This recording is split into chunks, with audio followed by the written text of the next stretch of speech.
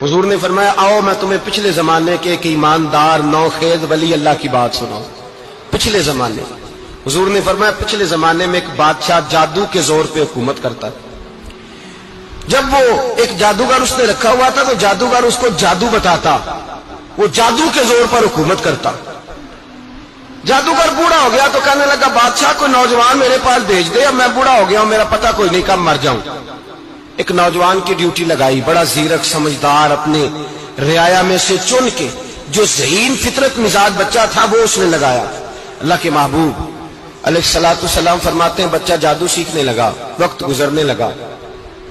بچہ جب جادو سیکھنے جاتا تو رستے میں ایک راہب بھی تھا جو انجیل جانتا تھا، وہ اللہ اللہ سکھاتا، لوگوں کو حضرت عیسیٰ علیہ السلام کی تعلیمات سے آگاہ کرتا۔ اس نے دیکھا کہ یہاں بھی لوگ اکٹھے ہیں تو وہ بچہ اس راہب کے پاس بھی اٹھنے بیٹھنے لگا۔ اب جب اس کے ساتھ اس کی گفتگو بڑھنے لگی تو اس کو باتوں میں لذت آنے لگی۔ اس نے راہب نے پوچھا کہ تو کون ہے اور کس طرح سے آیا ہے، کیا تیرا معاملہ ہے؟ اس نے کہا جی میں جادو سیکھنے جاتا ہوں، آپ کی باتیں مجھے بڑی اچھی لگتی ہیں۔ اس نے کہا دین سیکھ، جادو سیکھنے والے کافر ہو جاتے ہیں، قرآن و دین سیکھنے والوں کو اللہ کامل ایمان عطا فرماتا ہے۔ فرمایا یہ سیکھ۔ بچہ بیٹھنے لگا، اس کے پاس آنے لگا، باتیں دل میں گھر کرنے لگی۔ ایک وقت آیا کہ مسلمان ہو گیا، اور مسلمان کیسے ہوا؟ بچہ کہتا ہے میں تجربہ کر کے ہوا۔ اب میں تھوڑا سا وقت جادوگر کے پاس بھی جاتا اور باقی سارا وقت وہاں بیٹھتا۔ میں ایک دن جا رہا تھا تو رستے میں اژدہا تھا، بہت بڑا سانپ تھا، رستہ روک کے کھڑا تھا۔ یہ حضور نے بیان کی حدیث۔ نبی پاک صلی اللہ علیہ وسلم فرماتے ہیں بچہ کہتا ہے کہ رستے کے اندر سانپ ہے، رستے بند ہے، لوگ چھتوں درختوں پہ چڑھے، ہراش ہے۔ کہتے چھوٹا سا روڑا میں نے اٹھایا تو میں نے کہا اللہ اگر جادوگر سچا ہے تو اسے مار دے۔ چھوٹا سا روڑا میں نے پھینکا، اژدہا کوئی نہ مرا۔ پھر چھوٹا روڑا اٹھایا، میں نے کہا اللہ اگر وہ عالم سچا ہے تو اسے مار دے۔ اب جب میں نے روڑا مارا تو اژدہا مر گیا۔ میرے اندر سے گواہی آئی نہیں دین کی باتیں سچی ہیں، نہیں قرآن کی باتیں اسلام سمجھانے کے لیے عرض کر رہا ہوں، اگرچہ اس دور میں انجیل تھی، اللہ رسول کی باتیں اچھی ہیں۔ کہتے میں مسلمان ہو گیا، اب میں نے راہب کے پاس ہی رہنا شروع کر دیا، جادوگر کے پاس چھوڑ دیا اس بچے نے آنا۔ بادشاہ پوچھتا کہاں زیادہ وقت گزارتے ہو تو بات گول کر دیتا۔ وقت تیزی سے بڑھنے لگا، اللہ نے اس نوجوان میں طاقت پیدا کر دی۔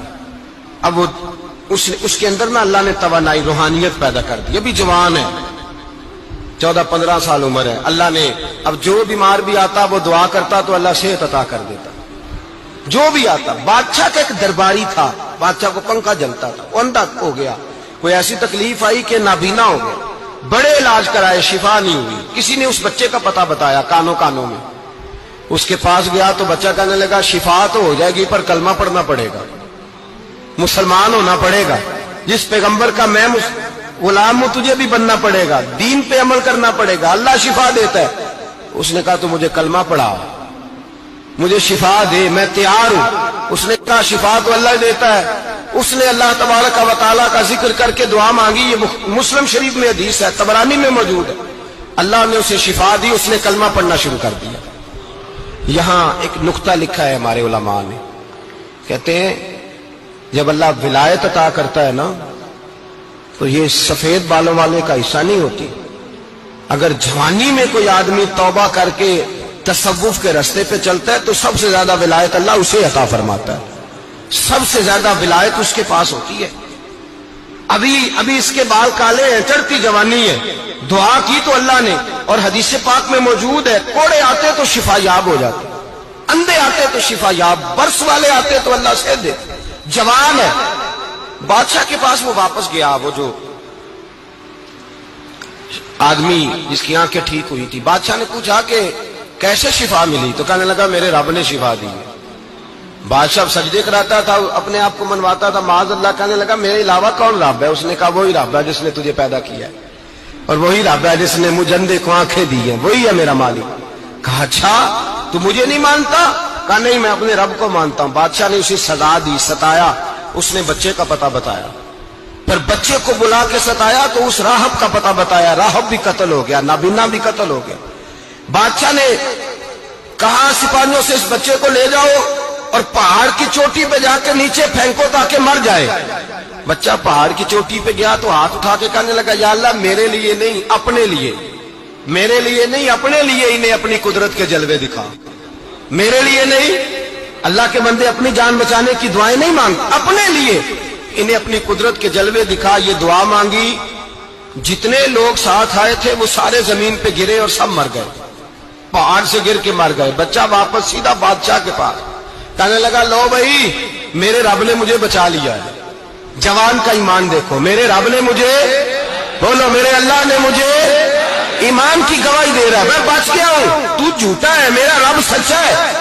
اس نے کہا لے جاؤ اس کو دریا میں, کشتی میں بٹھاؤ, بیچ دریا کے جا کے دھکا دے دو.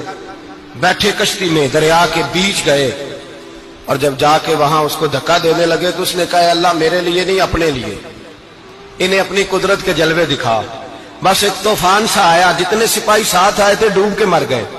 وہ بچہ اٹھا اور سیدھا پھر بادشاہ کے پاس, اسی کے پاس کہنے لگا لو بھائی میرے رب نے مجھے بچا لیا ہے, تیرے پاس آیا ہوں. وہ کہنے لگا تو کیا مصیبت میرے گلے پڑ گئی ہے, کیسے جان چھوٹے گی؟ تو بچہ کہنے لگا اگر تو مجھے باندھے درخت کے ساتھ اور سارے ملک کو بلائے, لوگوں کو اکٹھا کرے, پھر تو مجھے تیر مارنا, میں تجھے بتاؤں گا کیسے مارنا ہے, میں مر جاؤں گا. اللہ کا بندہ نوجوان, ایمان دیکھو, مرنے کے طریقے بتا رہا ہے, میں تجھے بتاؤں گا میں کیسے مروں گا. یہ بات کہی, بادشاہ نے سارا مجمع جمع کیا, ملک سارا باہر آ گیا, درخت کے ساتھ باندھ دیا. کہنے لگا بھائی لوگوں یہ مجھے مارنا چاہتا تھا, مار نہیں سکا, اب میں اسے بتانے لگا ہوں کہ میں کیسے مروں گا. اسے کہو جب تیر مارے تو ساتھ میرے رب کا نام بھی لے, میں اپنے رب کے نام پہ جان دوں گا, ایمان کی پختگی میں اللہ کے نام پر جان دوں گا. اسے کہو رب کے نام پہ مارے, مر جاؤں گا. بادشاہ نے اللہ کہہ کے تیر مارا, پیشانی میں لگا, بچے کی روح پرواز کر گئی. جتنا مجمع کھڑا تھا سارا کلمہ پڑھ کے مسلمان ہو گیا, سارے مسلمان ہو گئے سارے. میرے رسول پاک سید عالم صلی اللہ علیہ وسلم نے نوجوانوں کو بتایا جب تمہارے اندر ایمان کی قوت آئے گی تو اللہ تمہاری مدد کرے. فرمایا وہ نوخیز ولی تھا, ابھی جوان رانا تھا, ابھی اس کی پیشانی پر جوانی کے آثار تھے, لیکن اس نے اللہ کو راضی کیا, رب کریم کو راضی. ولایت کا مطلب بڑھاپا نہیں, ولایت کا مطلب وہ نہیں کہ جب بڑا لمبا وقت گزر جائے تو پھر آدمی آئے کہ نہیں اب کیا کرنا ہے, اب مسجد ہی ہے, اب تو اس کے علاوہ گزارا ہی کوئی نہیں.